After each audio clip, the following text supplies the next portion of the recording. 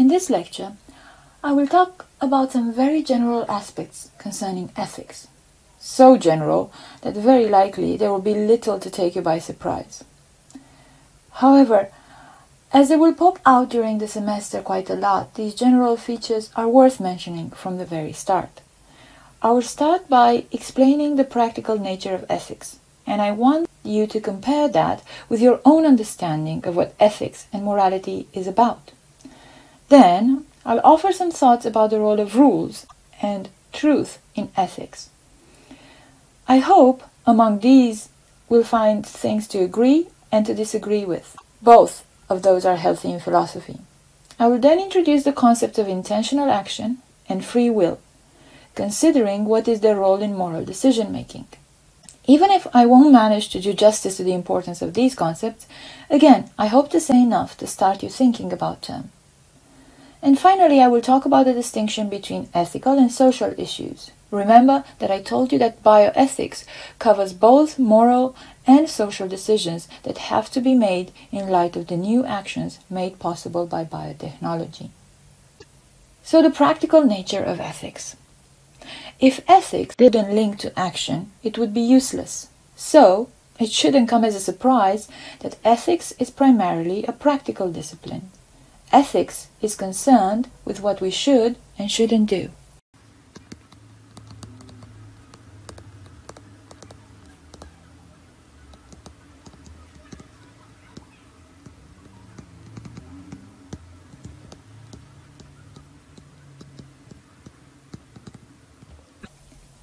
Should we clone human beings? Should we pursue immortality?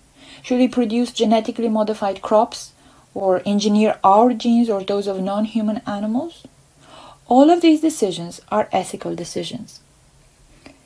Ethical or moral decision-making would be easy if we could all follow a specified set of rules. For example, do not lie, keep your promises, be kind, be honest, and so on. But even in the most common situation, there is more to moral decision-making than following rules.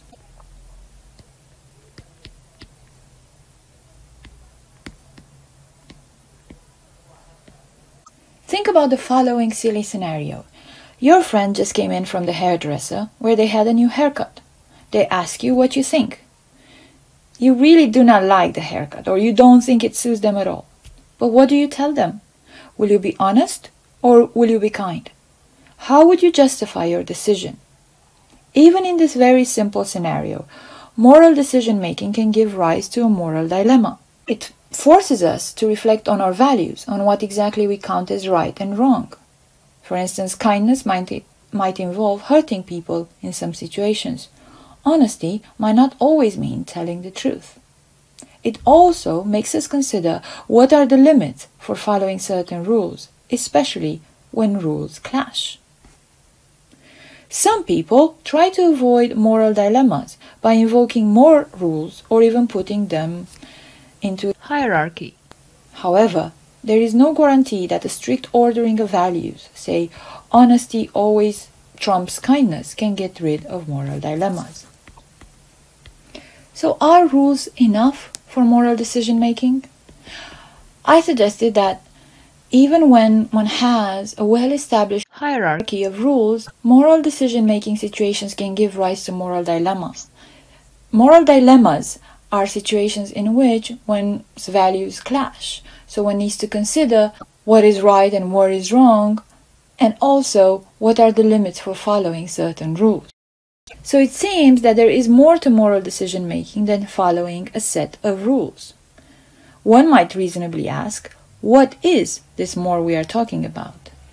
If there is an extra ingredient, or perhaps more than one, does that imply that rules don't matter at all? I would suggest that the second ingredient is truth, or what makes moral decision-making, moral judgments, correct or incorrect, true or false.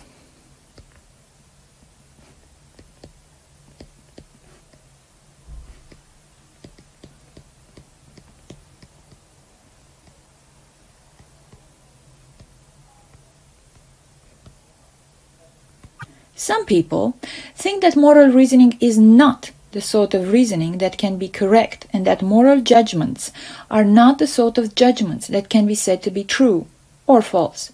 The position represented by these people can be summarized under the heading, "It is just a matter of opinion." Do you have this intuition? Other people, and this includes most, but by all means not all philosophers, believe that moral judgments can be both correct and incorrect, and that we can say something about what makes moral reasoning correct or incorrect and moral judgments true or false.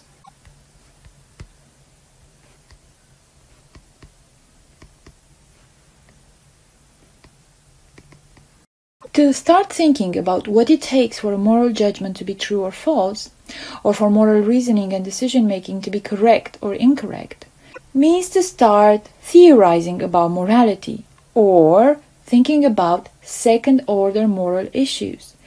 This is distinct from thinking about, in particular situations, whether something is the right thing to do or the wrong thing to do, which is thinking about first-order moral issues. Finally, just like there are disagreements between scientists about almost any type of scientific theory, philosophers also disagree about what is the correct or the best theory of morality. In dealing with the ethical and social issues raised by biotechnology, different moral theories can be applied, but none of them, as we will see, can be the final word on ethical issues in general.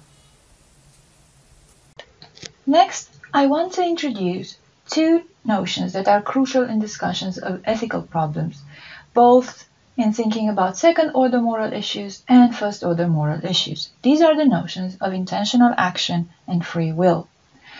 We saw that in saying that ethics is a practical subject, we say that ethics deals with actions, but not every kind of action falls in the domain of ethical scrutiny. Only intentional actions, or actions that we choose to do. Compare the following cases. I enter a room and I trip on the carpet. This is something that happens to me. But if I enter a room and pretend I trip on a carpet, this is something I choose to do. Only the things we choose to do can be counted as right or wrong. You cannot be either praised or blamed morally for something that happens to you.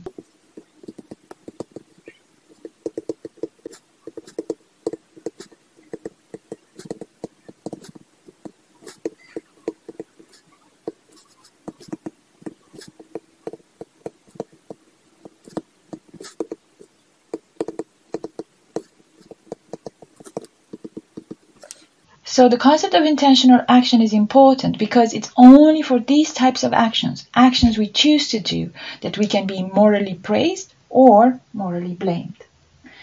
The notion of intentional action is tied to another important notion, namely that of free will.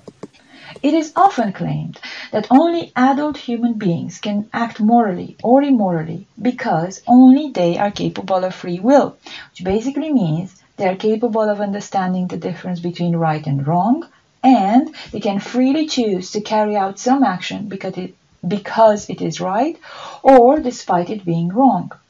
In other words, only mature human beings are deemed capable to act freely for moral reasons. This is the gist of the notion of free will in relation to morality.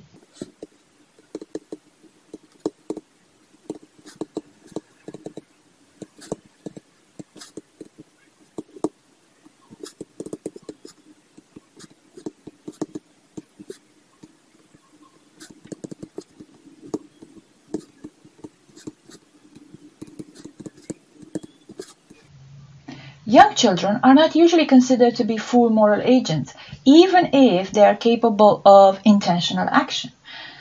They are said not to be equipped to understand the difference between right and wrong. Non-human animals are not usually granted the status of moral agents at all, because they are not thought to possess free will. This is not a general stance, as there are people who think that non-human animals can act freely and even morally, despite the fact that they might not understand the distinction between right and wrong. These people will work with a different concept of a free will than the one I just introduced. But perhaps more surprisingly than the idea that animals are moral agents is the idea that humans can never act freely. Hard determinists claim that all human behavior is determined by the laws of nature, the physical states of the agent, and the environmental conditions in which they find themselves. If hard determinism is true, but free will is a necessary condition for moral action, then it follows that there is no such thing as morality or moral actions. Morality on this view is just an illusion.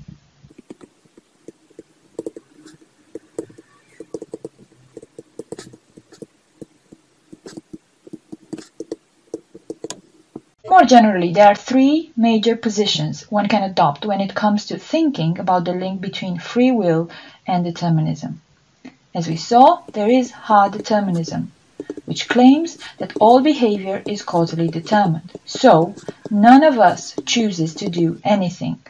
Then there is soft determinism, according to which behavior can be both determined and free.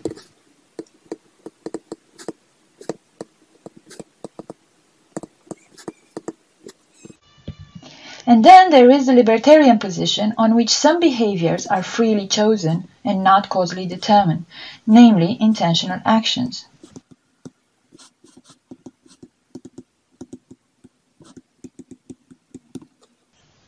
Fortunately or unfortunately, it depends on your position, but we won't linger too much on any of the argument in support of hard determinism. In fact, for the purposes of this whole module, I'll just assume that hard determinism is just wrong or false. If you're quite taken aback by this idea and want to discover more, I can point you to a rich literature of arguments going back and forth on these issues. But my justification for the assumption that hard determinism is wrong goes as follows. If morality exists, then it's important to think about it. If it doesn't, then we may be losing our time, but as we cannot do anything else about it, nothing is really lost.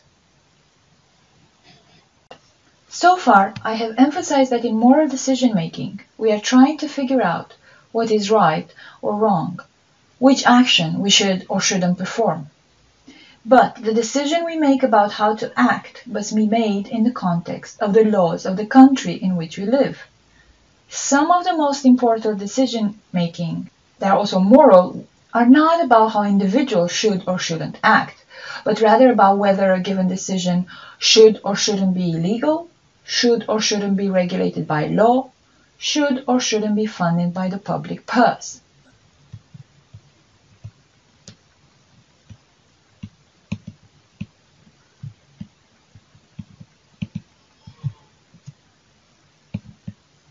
So moral decision-making and moral dilemmas concern both individuals and states or governments.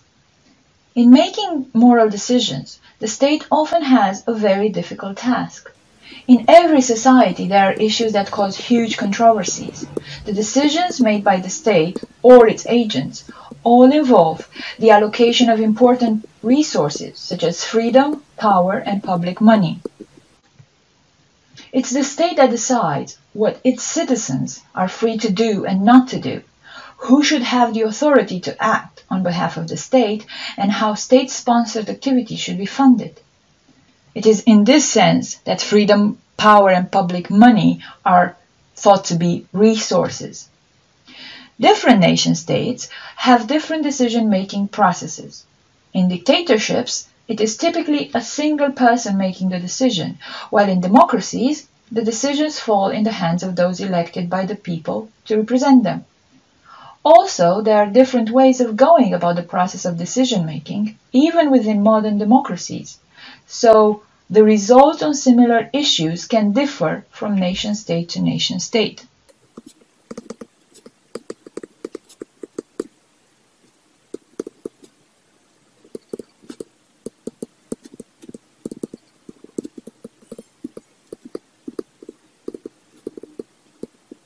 In a democracy, individuals can participate to different degrees in the process of deciding what their government should or shouldn't do. In order to participate effectively in such decision-making, individuals must be informed about the decision to be made, must reflect on the decision they think should be made, and ideally have put their decision to the test by debating their ideas with others who might disagree or have different opinions than themselves. Democracy will also ideally provide incentives for their citizens to get involved in these decision-making processes through education, securing free speech, and making available safe public spaces for discussion of ideas. Keep in mind that as biotechnology advances and makes it possible for us to engage in many activities that have previously been impossible, it's not just individuals who must decide for themselves whether or not the activities made possible are morally permissible, required, or forbidden. States must also make such decisions. The decisions made by states will, of course, interact with the decisions of individuals. But not all the decisions that the state makes originate from ethical problems, just as not all of them have an ethical content or ethical consequences. The law of the land is different from the law that some have called moral law.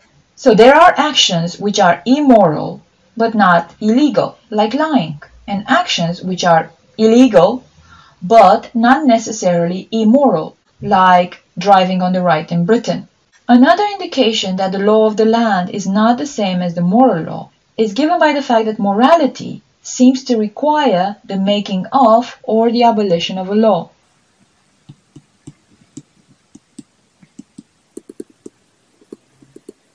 Can you give an example of a situation in which morality demands the making of a new law? How about an example of where morality asks the abolition of a law? In talking about the distinction between the law of the land and the moral law, we also need to bring about the topic of civil disobedience. Civil disobedience amounts to disobeying the law openly and with every intention of taking due punishment in the hope of changing the law. Take the case of Mahatma Gandhi, who famously used civil disobedience in his dealings with the British Empire. But the making of the law as an activity is governed by morality. There are three important moral considerations that must be taken into account in every decision every state makes.